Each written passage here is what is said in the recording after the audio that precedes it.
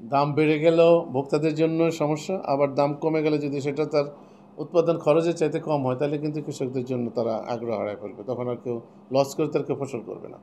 এইটা একটা বড় চ্যালেঞ্জ আমাদের জন্য। তো আমরা যেটা করছি এবারেই প্রথম বাংলাদেশের ইতিহাসে, আমাদের মাননীয় প্রধান উপদেষ্টার কার্যালয় থেকেও আমাদের নির্দেশনা হচ্ছে, আমরা ক্যাবিনেটে এটা আলোচনা করেছি, আমাদের উপদেষ্টা মহোদয় বারবার এটা নিয়ে উল্লেখ করে, তো আমরা একসাথে কাজ করেছি।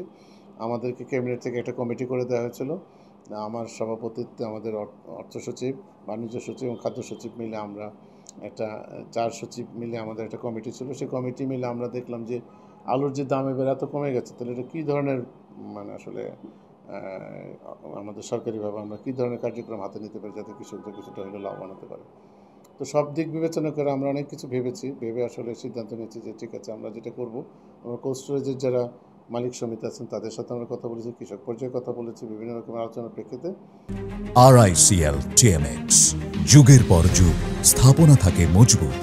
ফাইনালি আমরা যেটা ডিসিশন নিয়েছি যে আমরা কোল্ড স্টোরেজ গেটের মধ্যে আলুর দাম ফিক্স করে দিয়েছি আমরা, যেটা আমরা 22 টাকার দর নির্ধারণ করেছি, এবং আমরা বলেছি যে কৃষকের যে পরিমাণ খরচ, এবং আমাদের কোল্ড স্টোরেজে রাখার জন্য প্রায় 6.5 টাকা 6 টাকা খরচ করতে হয়, এবং ট্রান্সপোর্টেশন কস্ট আছে, মাঠ থেকে এটা আনা এবং সংরক্ষণ করা, ব্যাগে বা চালা ভর্তি করে তাদেরকে রাখতে হয়। তো তাতে আমরা হিসাব করে দেখেছি যদি আমরা 22 টাকা ধরি তাহলে হয়তো সামান্য কিছু লাভ থাকবে, অথবা তাতে অন্তত খরচটা পোষাবে। কিন্তু বাস্তবতা হচ্ছে যে যেহেতু অন্যান্য শাকসবজির সরবরাহ বাজারে আছে, সাধারণ মানুষ তো ভোক্তারা আসলে ওই শাকসবজি সহ আলু খাচ্ছে, কাজে আলুর দাম মানে আসলে সেইভাবে বাড়ানোটা একটা চ্যালেঞ্জ হয়ে গেছে। তবে আমরা যেটা করেছি, সরকার সিদ্ধান্ত নিয়েছে আমাদের বাণিজ্য মন্ত্রণালয়ের মাধ্যমে প্রায় 50,000 মেট্রিক টন আলু আমরা কিন্তু সরকার নিজেরা কিনে এটা আমরা হয়তো পরে বাজারকে ভর্তুকি মূল্যে, অথবা বাজার যদি যখন দাম বাড়লে তখন সেটা আমরা বিক্রি করবো। অর্থাৎ যেটা আপনি বললেন যে আমরা সরাসরি কৃষকের কাছ থেকে কমার্স মিনিস্ট্রির মাধ্যমে 50,000 মেট্রিক টন আলু আমরা ক্রয় করছি। আর মিল গেটে আমরা আলুর দাম বলে দিয়েছি, ফিক্স করেছি 22 টাকা। যদিও আমরা যেটা শুনতে পাচ্ছি বা জানি যে হয়তো সেই প্রাইসটা আসলে আলুটা বিক্রি হচ্ছে না, যার জন্যে বাজার আলুর দামও কিন্তু এখন 20-22 টাকা বা এরকমই আছে। তো আমরা যেটা মনে করি যে আসলে এটা কৃষকের জন্য এটা একটা চ্যালেঞ্জ, কারণ আমরা যদি একটা মিনিমাম উৎপাদন খরচের সমান বা তার চেয়ে বেশি যদি বাজার মূল্য না হয়, তাহলে কিন্তু আমরা চাইলেও আর আগামী বছর কৃষকরা ওই ফসলটা করবেন না। তো এই জন্য আপনাদেরও সকলের সহযোগিতা লাগবে। আমরা আশা করছি যে ভোক্তাদের একটা নির্দিষ্ট আবার প্রাইসের চাইতে বেশি হলে তাদের জন্য যেমনটা সমস্যা, আবার একটা মিনিমাম নিম্নমূল্য যদি কৃষকদের উৎপাদন খরচের সমান বা তার চাইতে বেশি না হয়, তাহলে কিন্তু কৃষকদের জন্য উৎপাদন করাটা চ্যালেঞ্জ হবে। তো এটার মধ্যে একটা ব্যালেন্স আমরা ডেভেলপ করতে চাই, যেটা আমরা মনে করছি যে আগামী বছর হয়তো যদি আবার কৃষকরা এইবার টাকা না পাওয়ার কারণে হয়তো কোনো কারণে তারা আগামী বছর আলু চাষে আগ্রহী নাও হতে পারে, এটা একটা রিস্ক আছে। সেটার জন্য আমরা কিন্তু এখনই সিদ্ধান্ত নিয়েছি যে আমরা নির্ধারণ করে দেবো, আলুর জন্য কিন্তু আলু চাষের জন্য আমরা প্রণোদনা দেবো, সেটা আমরা অলরেডি সিদ্ধান্ত নিয়েছি।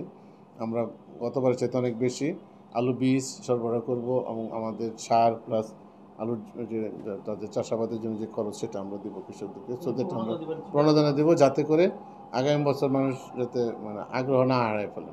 তো সেটা করবো, এবং আমরা চাচ্ছি এটা যেটা সমস্যা হয়ে গেছে না, ওইটা তো বীজ যেটা আমরা তো আমরা বীজ দিব একটা, আমাদের নির্ধারিত জায়গার জন্য নির্দিষ্ট পরিমাণ বীজ দিতে হয়, এবং সার আমরা ঠিক করে দেবো যে কী পরিমাণ সার লাগবে, 1 বিঘা জমির জন্য কী পরিমাণ বীজ লাগবে, কী পরিমাণ সার লাগবে, এবং আমরা একটা কৃষকদের একটা ওই যে পানি প্লাস অন্যান্য সরবরাহের জন্য আমরা একটা খরচ দেবো। এটা একটা নির্দিষ্ট আমাদের বা আমাদের এক্সটেনশনে যারা আছেন মাঠ পর্যায়ে তারা সেটা যাচাই করে আমাদের প্রস্তাব দেবেন, সেই অনুযায়ী আমরা এটা করবো।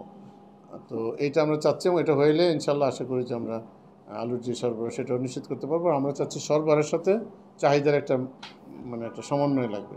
এই জন্য আমরা চাচ্ছি যেই পরিমাণ মার্কেটের ডিমান্ড আছে সেই পরিমাণ যাতে প্রোডাকশনটা হয়, সেটার জন্য আমাদের আবার কিছু উদ্যোগ আছে, সেগুলো আমরা নিচ্ছি।